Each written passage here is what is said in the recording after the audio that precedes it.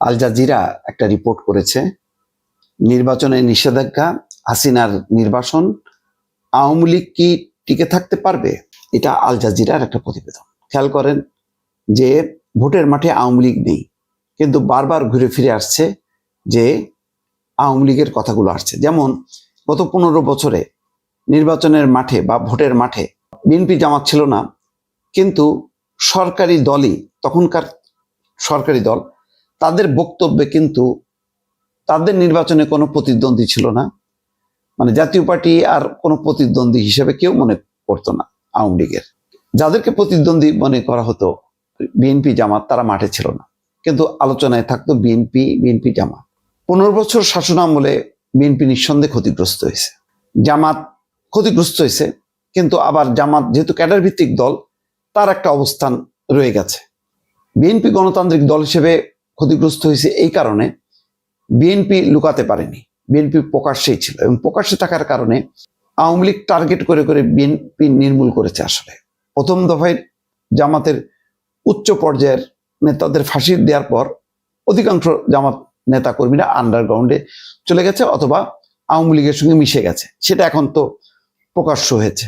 বিপদে ছিল বিএনপি 15 বছর ধরে নির্যাতন নিপীড়ন সইতে সইতে তার সাংগঠনিক অবস্থা খুবই করুণ হয়ে গেছে। ইতিমধ্যে বিএনপির প্রধান বেগম খালেদা জিয়া, তিনি অসুস্থ হয়েছিলেন। লাস্ট 8-10 বছরে তার রাজনৈতিক কার্যক্রম ছিল না।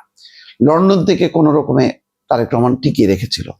বিএনপির নেতারা ভেঙে যায়নি, কিন্তু তাদের শক্তির সামর্থ্যটা দিনে দিনে কমেছে।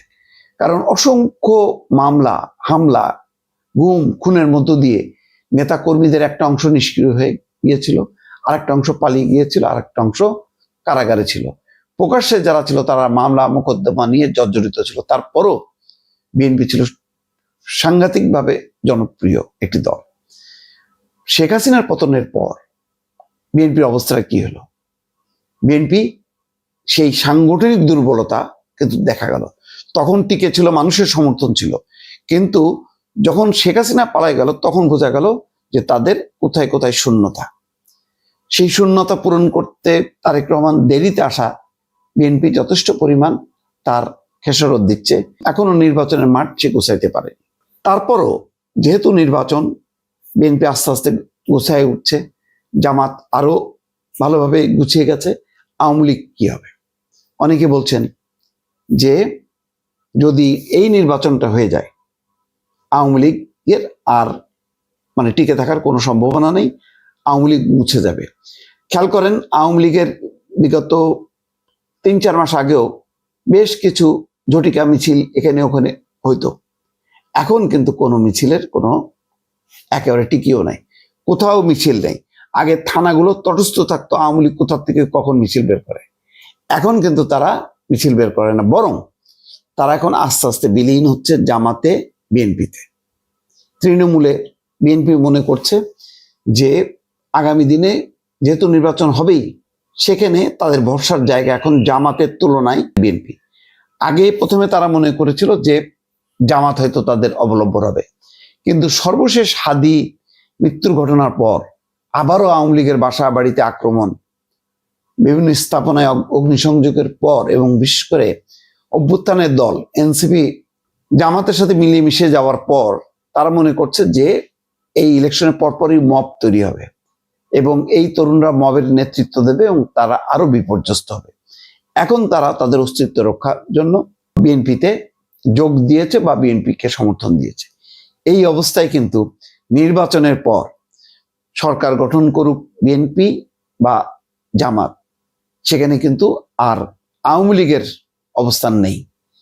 আওয়ামী লীগকে এখন একমাত্র বাঁচাতে পারে বিএনপি যদি মনে করে যে একটা গণতান্ত্রিক শক্তি হিসাবে যে কোনো ফর্মে যদি আওয়ামী লীগকে ফিরিয়ে আনা যায়, তাহলে জামাতের যে আগ্রাসী মনোভাব, সেই মনোভাবটাকে রুদ্ধ করা যাবে।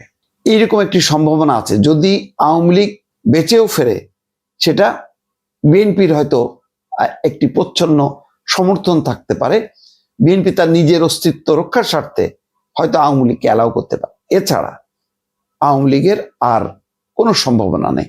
যদি বিএনপি এবং জামাত তার অবস্থানে অটল থাকে এবং তারা দুই দল মিলে মোটামুটি একটা সমঝোতার রাজনীতির দিকে অগ্রসর হয়, তাহলে আস্তে আস্তে আওয়ামী লীগ কিন্তু বিলীন হয়ে যাবে। কারণ আওয়ামী লীগের স্বাধীনতা মুক্তিযুদ্ধের যে দর্শন, সেই দর্শনটা এখন বিএনপি ধারণ করছে, এবং বিএনপি এটা ধারণ করেই কিন্তু জামাতের সাথে ফাইট করছে।